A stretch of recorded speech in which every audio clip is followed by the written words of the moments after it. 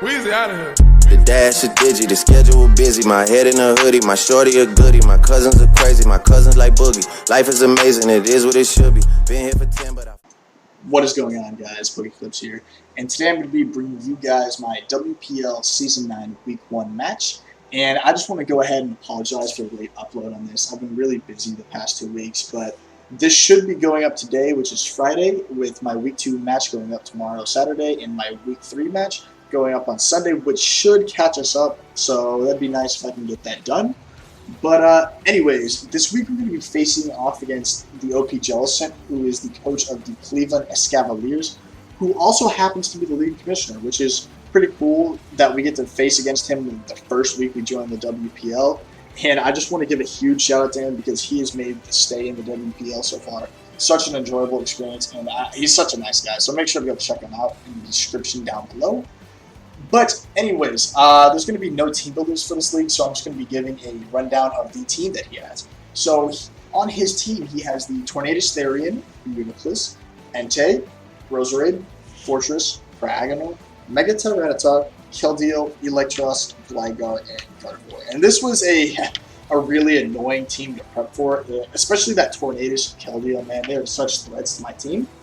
But anyways, I'll give a brief rundown of the team that I brought. So, the 6 I decided to bring were Mega Charizard Y, Celesteela, Scolipede, Necrozma, Rotom-Wash, and Shaman. And for the sets that I'm going to be bringing this week, for my Mega Charizard Y, I'm actually bringing a Flame Charge 3 attack set, which is really clean late game if it given the chance to set up a Flame Charge and just outspeeds and runs through his team. And then for the Celesteela, I'm actually a special defensive Leech Seed set, which really walls that Gardevoir. That could have been a huge threat if I did not have the Celesteela. And for my Scolipede, I am bringing the Waterian Z Swords Dance set. So the purpose of this is also like a backup cleaner / Mooncon if the Zard Y gets down trying to break the team or doesn't get a chance to set up the Flame Charge. And for my Necrozma set, I am bringing a specially defensive Rock set.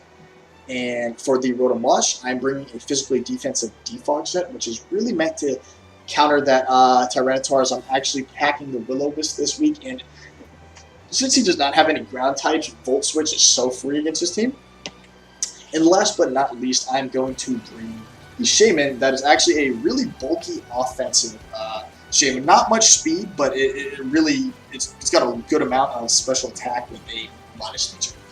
But yeah, that's that. And for my lead matchups looking into this game, I thought he was either going to lead the Tyranitar or the Tornadus. So I really wanted to try and lead that Mega Charizard Y and see if I could get a free Flamethrower or Overheat off and just really chip something down in his team. As he really doesn't have a good switch in him, especially since I'm packing the Focus Blast for the Tyranitar. So I'm just going to go ahead and start the game. So we're going to go ahead and lead the Mega Charizard Y as he actually is going to lead the Tyranitar. So at this point in the game, I kind of want to scout if he's possibly Scarfed, or if he has a Stone Edge or Rock Slide. So on this turn, I'm actually going to switch into, by far, my best switch in, the Rotom, which is meant to just absolutely check this thing, and also has the Defog if he decides to go for the Rock. So I'm just going to go hard into the Rotom on this turn, as he actually is going to double out into the Entei. And like I said before this match actually started, Volt Switch is absolutely free on the Entei, especially since he's forced to switch out. So Volt Switch is really nice for momentum here. It can get some good chip on whatever he decides to bring in. So as I said that, I'm going to go for the Volt Switch as he goes into the Gardevoir, and I'm able to freely go into the Celesteela, as the Celesteela just absolutely walls this thing. And I'm able to fire off a free Leech Seed here and go into whatever afterwards. So he's actually going to go into the Tyranitar, and I'm free to go into the Rotom this turn.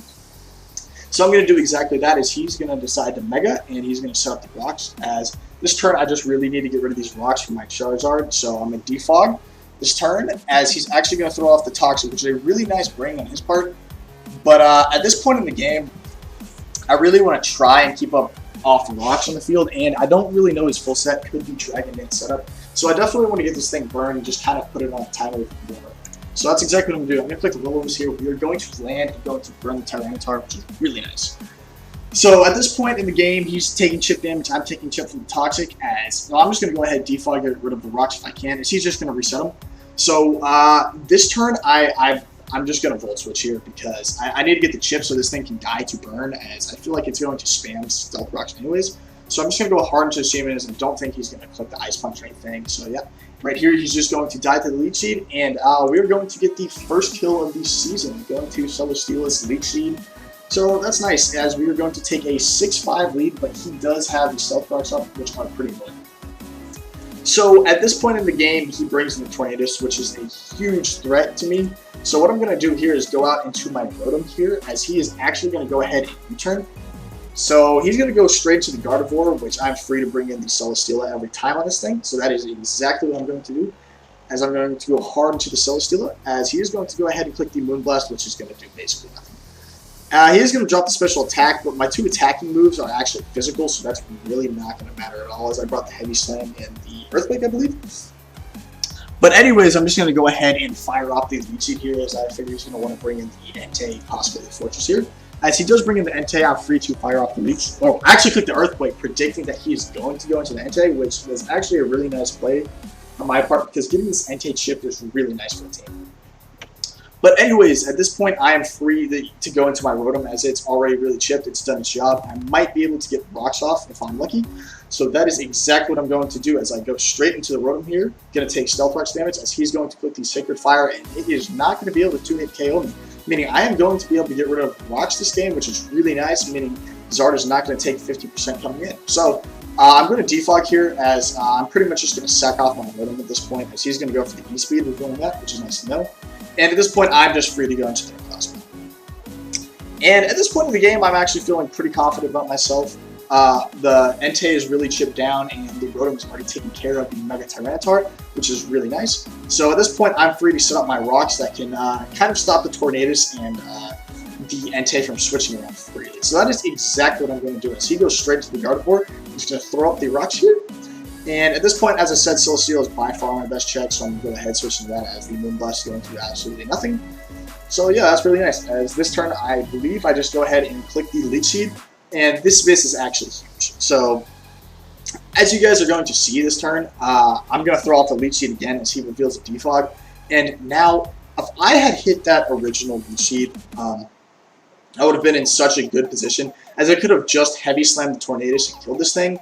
But since I missed, I didn't think he was going to be carrying the defog, and I clicked the Leech Seed again, which is really unfortunate, because rocks were really important for breaking that Entei down. So that is a little bit unfortunate, but it is what it is, as I'm just going to be able to get some recovery back on the Tornadus. As this turn, I am going to go ahead and click the Leech Seed again, predicting the switch, which is pretty nice. And this turn I'm able to just protect again, as he's going to go ahead and click the Sacred Fire, as I'm slowly chipping down the amount of Sacred Fires that he actually has. And he only has 5 left, which is really nice if I can stall him out of Sacred Fires, as the Celesteela cannot be hit by me anymore.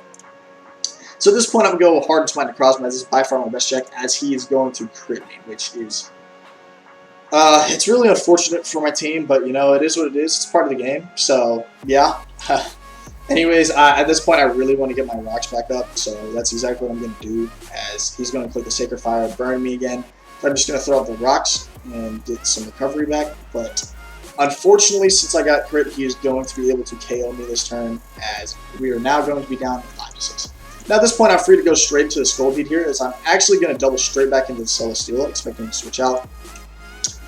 And at this point, I make a little bit of a misplay. So I figured he was going to go for the Rapid Spin here, but as you guys are going to see, he's actually going to go for the Volt Switch, which is going to chip down my Charizard about 30%, which is actually really important later on, as you guys will see.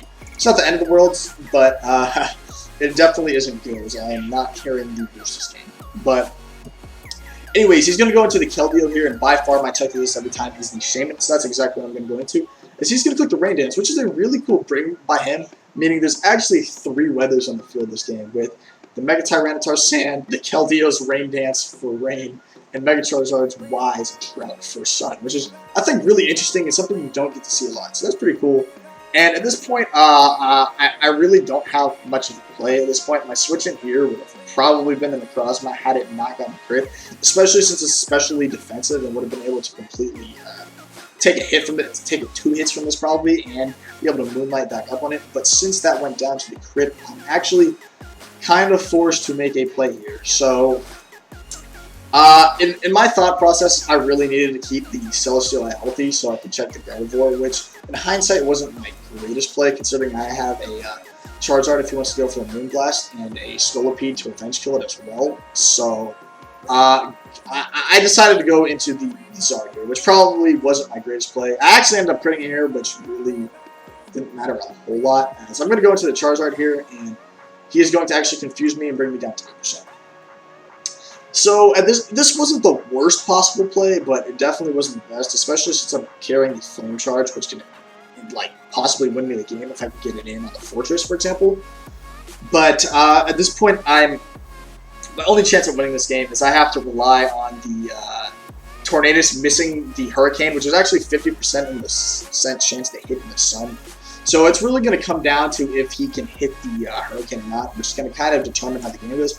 And as you guys are going to see, I'm going to Mega Evolve, get the Sun up, meaning it's 50%, and he is going to land the Hurricane, meaning one of the biggest threats against his team is gone, which is, it's really unfortunate. I've been a bit unlucky this game, but, you know, I mean, it is what it is. So at this point, I'm kind of forced to go through the Steel Eyes. He's just going to go ahead and switch out into the Gardevoir, which I didn't fully understand this play, as I just clicked the Heavy Slam anyways, but I'll take the kill for sure as I get the Spadef boost, as he's just going to go hard into the Tornadoes here and defog, because I'm just going to Heavy Slam again. And defogging here was definitely the right play, because he's free to go into the Entei. And I'm going to get my Spadef to +2 here, but the unfortunate thing is here, I'm going to have to go for the Protect, and this is actually going to bring him down to 1 Sacred Fire, and at this point, I probably should have gone for the double Protect to have a chance of this game, being able to keep the Shaman alive. But if I wouldn't have gotten the double Protect, I would have lost as well. But, I mean, it is what it is. I decided to switch out and sack off the Shaman, which probably wasn't my best play. But it is what it is, as I'm just going to be able to go into the Scolipede and Revenge Kill this thing by clicking the Poison Jab. And at this point, this game's pretty much wrapped up, especially since I'm not packing the Air Slash for the Keldeo. So I'm just going to go ahead, Swords Dance here. So he's going to click the Gyro Ball. I'll drop the Z, but unless I crit, this game's there's going to be no chance for me winning, as I'm not going to. I'm going to do about 58%, as I'm just kind of forced to go into the Celestial here. I can't really do much to hit this, so I'm just going to loot you to see Volt Switches out. And since I am not packing the Air Slash, I can't really do much to this Keldeo. And as you're going to see, he is the Substitute variant, which is a really good bring on his end, as I would have had a chance of winning this game had he have not been that set. But anyways, I'm just going to go ahead, click the Earthquake. Doesn't even break the Substitute. I'm going to Protect, try and get my leftovers recovery here. She's just going to Secret Sword again. And I just want to go ahead and say really well played to the OP Jellicent. He played this game really well. And I think this game could have gone differently without the hacks. But I mean, you know, it is what it is. It's part of the game. And I'm sure we're going to have hacks later in the season that goes our way as well. But anyways, I just want to go ahead and say GG to the OP Jellicent. I really enjoyed this game. It was a lot of fun, and I really like the team that we drafted this season. I think it'll be a lot of fun. I could have gone with maybe drafting like another spinner or such, but I mean, it is what it is, and I really like the team, and that's pretty much going to wrap up this video. I'll see you guys next week for week 2.